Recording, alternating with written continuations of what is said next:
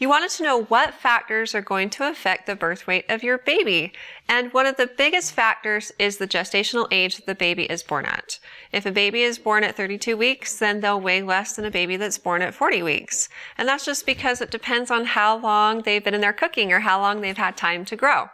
Another factor is genetics. And in some cases, let's say a dad weighed 10 pounds and a mom weighed 7.5 pounds when she was born. And so you kind of wonder, how much is the baby going to weigh? Is it going to be an average of the two, or more like mom, or more like dad? And really, you don't know whose genes the baby got, and so you won't know until they're born. Besides the point in pregnancy a baby is born at and the weight of the parents or genetics, there are many other factors that affect a baby's birth weight.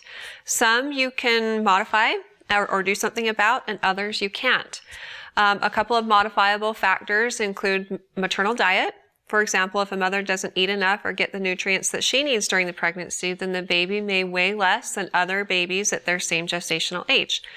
If the mother consumes alcohol or smokes tobacco, then the baby is also likely to be at a lower birth weight.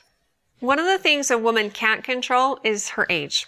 And teenage mothers are more likely to have smaller babies, and women 35 and older are more likely to have larger babies. Other things outside of the mother's control include genetic disorders that the baby may have that affect their size, the health of the placenta, and also the health of the mother. Sometimes there are conditions the mother may develop, like preeclampsia, that affect the growth and size of the baby.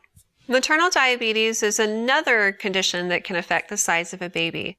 If a mom has type 1 diabetes, type 2 diabetes, or gestational diabetes, and her blood sugars aren't well controlled during the pregnancy, then the baby is likely to be large for their gestational age. If you have more specific questions about your circumstances and the size or well-being of your baby, talk with your OB provider, and they'll be able to give you tailored information and advice based on their knowledge of your circumstances. If you have more questions in the future for me, feel free to ask them on our Intermountain Moms Facebook and Instagram pages, and recommend us to your friends and family too.